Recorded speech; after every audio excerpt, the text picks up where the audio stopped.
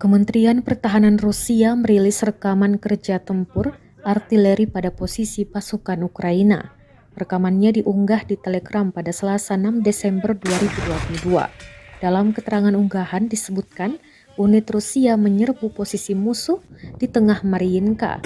Pasukan penyerang didukung oleh artileri.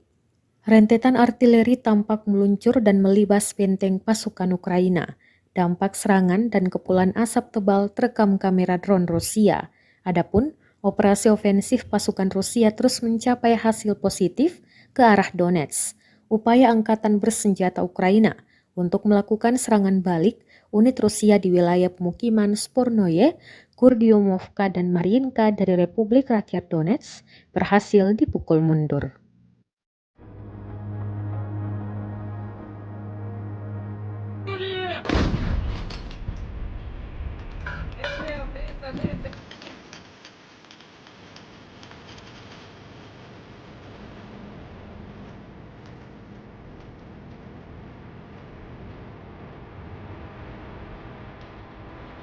Ракетными войсками и артиллерией за сутки нанесено поражение 69 артиллерийским подразделениям Вооруженных сил Украины на огневых позициях, живой силе и военной технике 187 районов.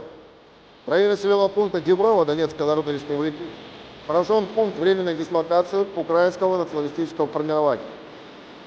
В районах населенных пунктов Григоровка и Марково Донецкой Народной Республики уничтожены две противорадиационные станции контрбатарейной борьбы производства США.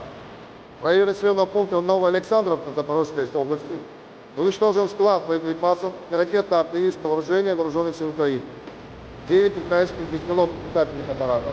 В районах населенных пунктов Житовка, Красноеченская, Гончаровка, Луганская, Парамайорская, Кирилловка, Никольская, Новотроицкая, Благовещенская, Ягодная, Харьковская область.